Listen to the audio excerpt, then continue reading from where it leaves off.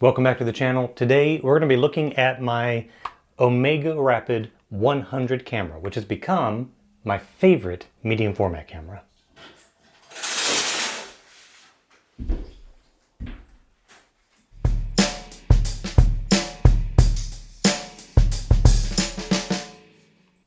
The Omega Rapid has had quite a few different changes over the years. It started with Koni Omega being made by, I want to say Konica, and then eventually with the 100 and 200 models made by Mamiya in Japan.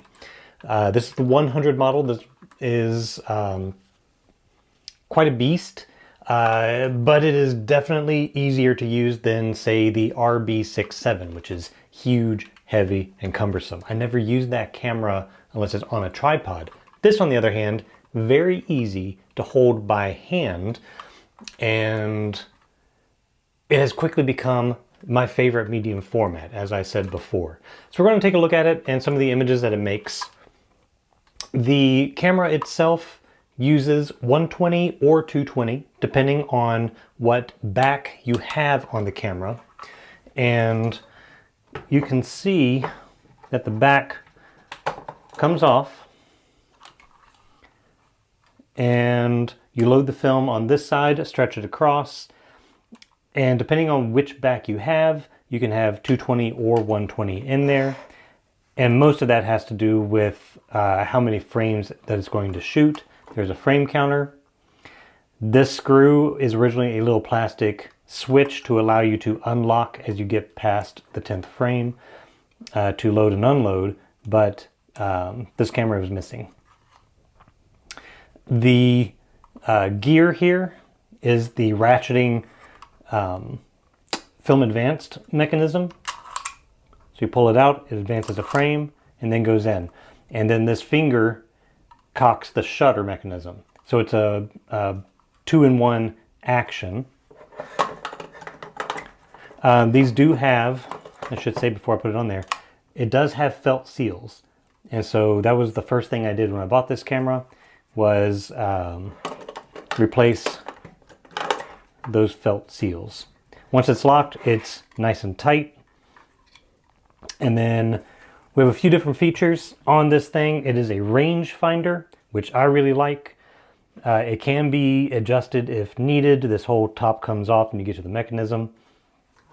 It has this grip handle, which is very comfortable. And you can adjust the angle of that grip pretty easily with these little screws, just using like a quarter, something like that, and you can get in there and adjust it. My particular one does not have the cable release button. It have a thumb cable release button. The other option is the trigger button right here, which is what I use. On the bottom, we've got a 1/4 or a 3/8 socket. On the top, we have 3 cold shoes, and that allows you to have 3 accessories all at the same time. So you could have a light meter, you could have a viewfinder for the wide angle, which we'll look at in a minute, and a flash. There is a flash handle available, but I don't have that, nor do I use it. On this side, we have our focus knob. It has pre-made measurements on there for the 90 millimeter, 135 millimeter. If I can get that turned around for you. So I have a scale for 90, 135, 180, or 58 millimeter lenses. Then we have the dark slide. So this allows you to change lenses without ruining the film. It will not fire while that dark slide is in. And then if you are shooting, the dark slide fits up in the back, nice and easy. All right, then we get to the lens itself. I have 2 lenses. There are 4 made for this camera. So this one that I have is a 90 millimeter. It is a Tessar style, so it's a 3.5 maximum aperture. I have shutter speed and aperture control on the top edge. So you just turn the dial, change the aperture, And if the shutter is cocked, then it'll fire. Now this particular shutter with my 90 probably needs to be serviced. I haven't done that. So it is a little slow on firing. Let's change it to something snappy.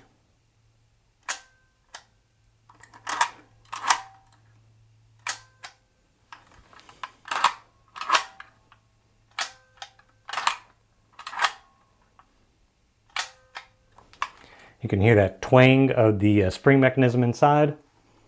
And it goes up to a 500 speed. And then built in is a little sunshade. So you can have an accessory, or you can just use the built-in. Along the top edge is a depth of field guide. So if you're not using the rangefinder, you can use that. There is also a sports finder available as an accessory. And then changing lenses, very, very simple.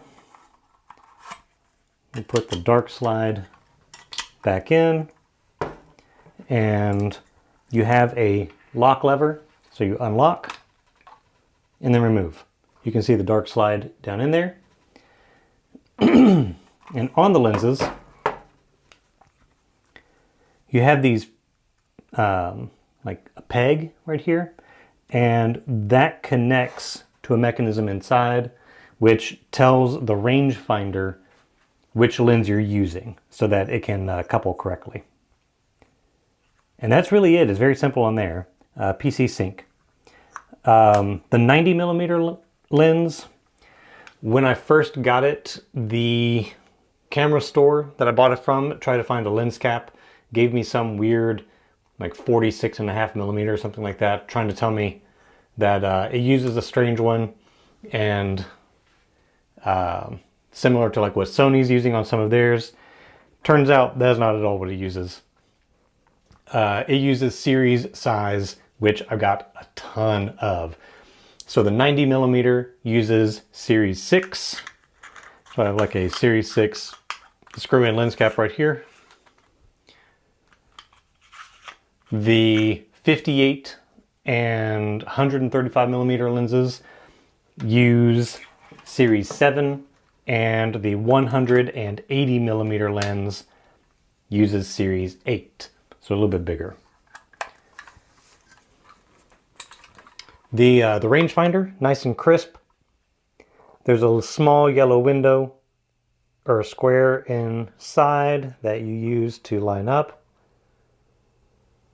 And there are frame lines for the different formats of 90, 135, and 180. The 90mm is what you're going to find on just about every camera out there if it comes with a lens. That is the normal format, with this being a 6x7 camera. The 58mm or 60, the older model is a 60mm, the newer was the 58. For that, you need an accessory viewfinder, which fits in that center cold shoe and then gives you frame lines from there. Now, it is not coupled with the rangefinder, so for that, using the scale would certainly help get your focus right. You can focus with the rangefinder, use the viewfinder to frame on the critical edges if needed, but you can use the rangefinder to focus. So that's very, very nice. And then, oddly, the 46mm lens cap for my Sony video camera does actually fit the viewfinder very nicely as a lens cap. So if I need a lens cap for that, that works pretty well. So the lenses come in these cases. As I said, the 58mm is the pretty common wide angle. You can see that's what this lens is right here. Compare that to the 90. So 90, 58. Gives you almost half the focal length. Not quite. And again, it goes up to 500th of a second, down to 1 second in bulb, X-Sync, M-Sync 5.6 to f32. And it also has the built-in lens shade. And as I said, this is a Series 7, so I have a Series 7 filter ring in here. So you can put that in there, have filters, adapters to other sizes, whatever you need. Not quite a Biogon sort of design, but it is definitely wide angle without very little distortion. So without a whole lot of barrel distortion or pincushion. The 180 is also a very common lens. I do not have one. That's next on my list. They go anywhere from 40 to 200 depending on who's selling them on eBay and the condition that they're in. That is of course going to be double the length of the normal. The 135 millimeter was more considered the portrait lens, and it is very rare. I've only seen it on eBay once since I've had this camera, and it was selling for something like $500-600. Oh, actually, I think it was $600 or $700. I could buy this camera and the other 3 lenses for that amount. So that lens on its own, as much as the entire system. Accessories, there aren't too many. Like I said, there's a flash handle. The flash handle attaches to the bottom and then comes up to the side here. It would have a big flash that you could put on. Electronic flash. The only other accessory that I've seen is a sports finder. What I like to use, or what I do use with this camera, of course, I keep the viewfinder on here, regardless of what lens, simply because it's easy to keep it up here. And then I can use a flash here if I need to, which typically if I'm using a flash, it's inside in strobes, but it's available. But then I'll put a small meter on here since this does not have a built-in meter. But it's a very solid, very heavy camera. Lighter than the RB67, as I said, but it's still pretty weighty. You're gonna feel this camera. But it works very much like a large 35 millimeter. I would say it's kind of between the Mamiya 7 and the RB67. If you've ever used the Pentacon 6 medium format, it's going to feel a lot like that too. But it's nice. What is weird about it is that it's left-handed. So as you can see, left hand holding the camera with the trigger. Normally with a DSLR or 35 millimeter, you've got your firing button here on your right hand. Not in this case. It's with the left. I can use my right hand to support the camera, operate the lens, or hold it here. I rest it on my hand here and use the focus. And it works pretty well. It does not focus very close. The closest I can get is, let's see, this is the 90, so about 3 feet. Since this camera is about 2 feet from me, it would be out of focus. But the lenses are nice and sharp. We've got some examples that we'll put up in just a moment. What I have found is, even though, like I said, this shutter has just a little bit of lag from when I push the button to when it fires, this one, not at all. It's very, very snappy. Let's see, can I make it fire? If I can get it to.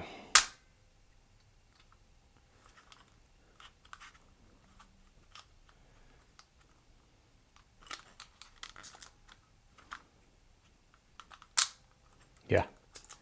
So this one fires really nice. But regardless, with both of them, I have found that it's very easy to get camera shake. So if you are not supporting this very well, if you're not solid stance when you're holding it, it's very easy to get slightly blurry photographs. So I got quite a few when I used this shooting for the 120 Phoenix video. The sample photos there were shot on this. And I've done some black and white, so I have some T-Max 100 as well. They're very, very sharp when they're sharp. Very easy to get motion shake if you're not really solid on your stance. Part of that, I think, is the shutter button here, because it takes a little bit of pushing. Oh, see, like right there. It has a very hair trigger lock on this button. And so, oh, also you have to have that out. But that lock will mess you up because it likes to slide into place and keep the shutter from locking. So very easy to get camera shake if you're not solid. So like leaning against this wall, nice. But if you're just walking around hand holding, fast shutter speeds for sure. So a faster film would certainly help with that. Phoenix being at 160 and T-Max 100, of course, at 100. Easy to get that blurriness. So let's take a look at some samples and you'll see what kind of images both the 58 and the 90 produce. I'm excited to find a 180 one day that's in my budget and time frame. And this is quickly becoming my go-to camera for just about everything.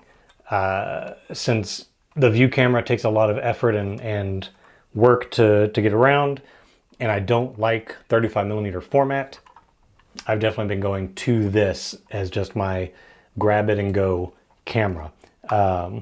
Very solid, very nice. If you're looking for a medium format 6x7 and you want something well built, I'd say get the 100 or the 200.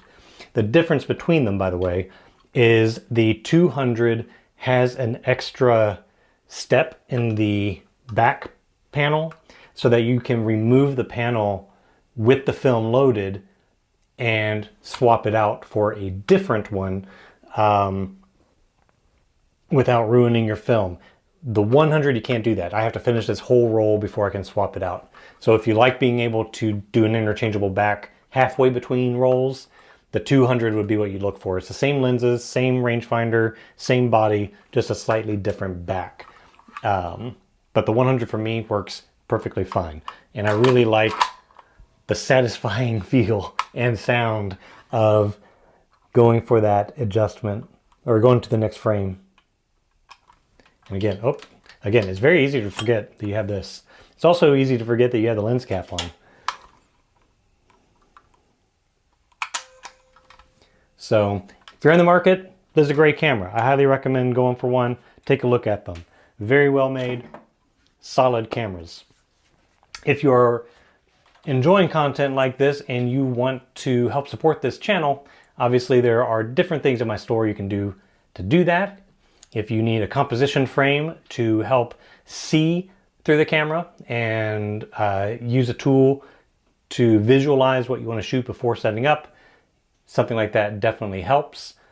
You've seen me before use the Durst M301 enlarger. I am now producing lens boards for those. So this is a ABS Nepla board with aluminum threads inside to allow you to put on modern M39 lenses on those, as well as the M25 Netopla, and I'll soon start doing the Neto Tub as well with 39mm and 25mm threads. So if you are in the market for those, I've got them for you and we're moving along. Also have the copy stands available if you are looking to DSLR scan your film. That can be a great tool to hold your camera up and get good shots, nice and steady, and not break the bank. So thank you for watching. Thank you for supporting. We'll see you next time.